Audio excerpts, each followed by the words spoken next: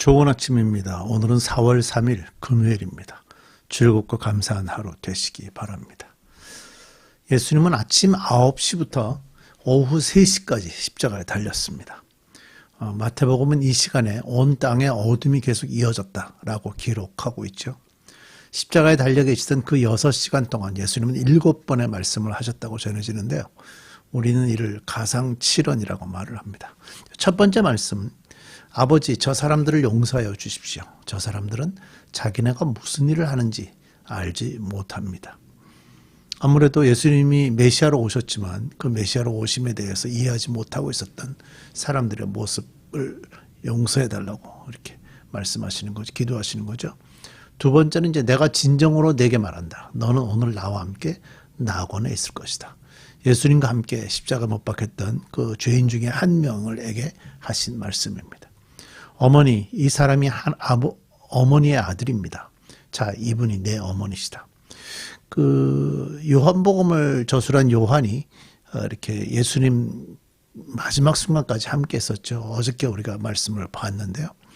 그러면서 마지막 순간에 예수님은 완전한 인간으로서 예수님을 키워주신 그 어머니 마리아에게 이렇게 그 마지막 인사를 하는 장면이고, 또 요한에게 어머니를 좀 잘 돌봐달라고 부탁하는 그런 모습을 보여줍니다. 엘리 라마 사박다니, 나의 하나님 어찌하여 나를 버리셨습니까? 아마 예수님의 마음을 가장 잘 표현하고 있는 그런 그런 표현 아닌가 싶습니다. 인간으로 오셔서 당신이 창조하신 그 세상의 모든 인간들의 죄를 대신 지시는 그 짐이 얼마나 크고 무거웠을지 그 마음을 표현한다고 볼 수 있죠. 다섯 번째는 목마르다입니다. 오늘 말씀에 나왔죠. 목마르다. 오늘 말씀을 통해서 보시면 되고요. 그 다음에 다 이루었다. 그리고 마지막으로 아버지, 내 영혼을 아버지 손에 맡깁니다. 그리고 예수님이 숨을 거두셨다고 누가복음에 기록이 되어 있습니다. 이 말씀들은요, 예수님께서 이 세상에서 남기신 마지막 말씀입니다. 예수님 생애의 모든 것을 다 포함하고 있죠. 십자가의 의미는 용서와 구원이고요. 예수님은 완전한 인간이셨으며 세상 죄를 짊어지신 예수님은 하나님으로부터 죄인 취급을 받아서 외면을 당하셨습니다. 그 고통이야말로 인간이 겪을 수 있는 최고로 큰 것이었고요. 하나님 아버지께서 약속하신 일을 다 이루신 사건이었으며 아버지 하나님께로 돌아가시면서 원래 계셨던 곳으로 완전히 복귀하신 일이었습니다. 자, 이제 요한복음에 기록된 두 가지의 가상칠언을 들여다보십시다. 요한복음 19장 28절에서 30절 석절 말씀을 읽습니다. 28절, 그 뒤에 예수께서는 모든 일이 이루어졌음을 아시고 성경 말씀을 이루시려고 목마르다 하고 말씀하셨습니다. 거기에 신 포도주가 가득 담긴 그릇이 있었는데 사람들은 해면을 그 신 포도주에 듬뿍 적셔서 히소 풀대에다가 매어 예수의 입에 대었다. 예수님께서는 모든 일이 이루어졌음을 아시고요. 십자가 위에서 목마르다라고 말씀하십니다. 이 선언은 단순한 육체적 갈증의 표현이 아니고요. 성경 말씀을 이루시려고 라는 분명한 목적을 지닌 의도적인 행동입니다. 예수님의 목마름은 육체적인 고통을 넘어서 하나님의 뜻을 끝까지 이루고자 하는 영적 갈망을 나타낸다고 볼 수 있죠. 이미 구속사에게 완성의 단계에 이르렀음을 아신 예수님께서는요, 마지막 순간까지도 구약의 예언을 온전히 성취하시기 위해서 이 말씀을 하고 계십니다. 이는 예수님의 주권적인 인식과 철저한 순종을 보여주며 극심한 고난 속에서도 하나님의 계획이 한치의 오차도 없이 이루어지고 있음을 증거합니다. 29절을 보면 해면을 신 포도주에 듬뿍 적셔서 히소 풀대에다가 꿰어 예수님의 입에 대었다라고 되어 있는데 좀 이 내용이 어려울 수 있을 것 같아요. 히소 풀대는 이전 성경에서는 우슬초라고 이제 번역이 되었었는데요. 이 풀은 아주 이렇게 조그마한 작은 크기도 있었고 굉장히 옥수수대처럼, 옥수수대 얼마나 우리 사람보다 크잖아요. 옥수수대처럼 그렇게 아주 큰 것도 있었다고 전해지거든요.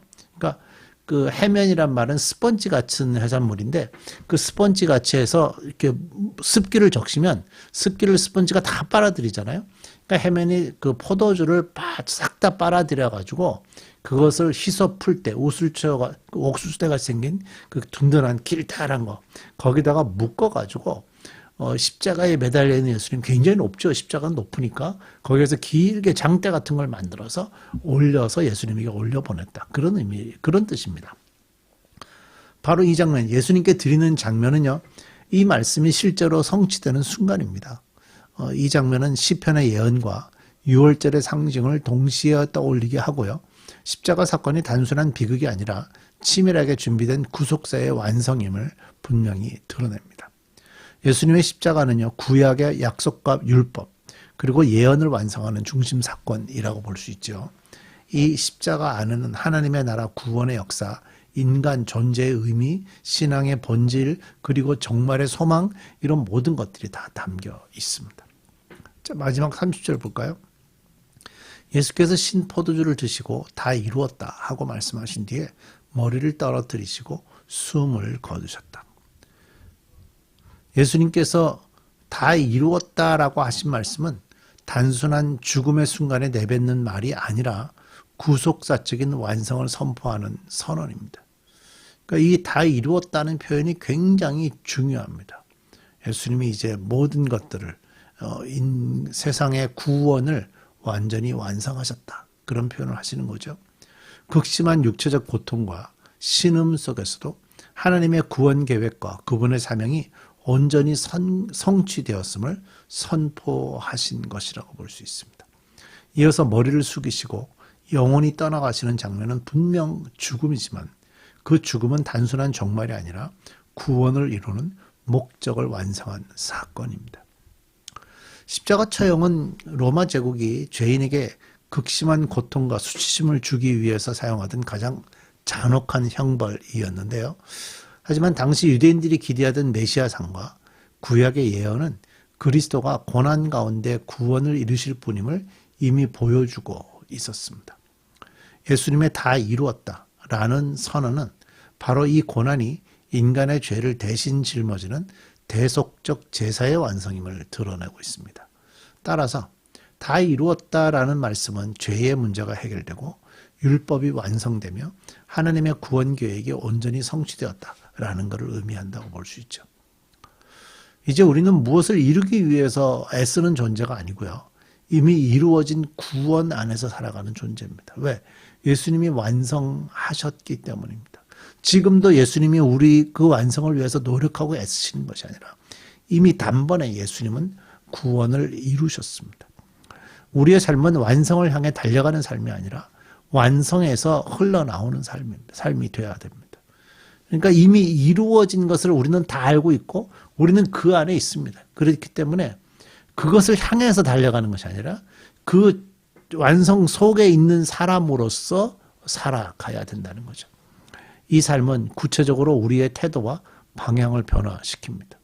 우리가 더 이상 죄책감과 정죄에 묶여 사는 존재가 되면 안 되는 거죠. 왜? 우리는 구원의 완성 안에 있는 사람이니까.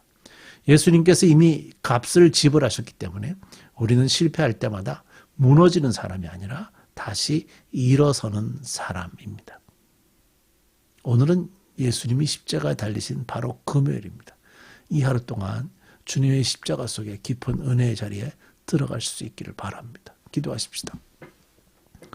하나님, 예수님이 6시간 동안 십자가에 계시면서 7가지의 말씀을 하셨습니다. 그 말씀 하나하나가 하나님의 계획과 하나님의 뜻과 구약의 말씀과 구약의 예언들과 이런 모든 것들이 완성되는 순간임을 우리가 다시 한번 확인합니다. 우리는 이미 그 완성 안에 있는 사람입니다. 이 완성 안에 있는 사람으로 살게 하시고 두려움과 염려와 걱정과 이런 것들 속에 살 것이 아니라 이미 승리하신 그 예수님의 삶을 우리 인생을 통해서 표현해가는 저희들 되게 해 주옵소서. 예수님의 이름으로 기도드립니다.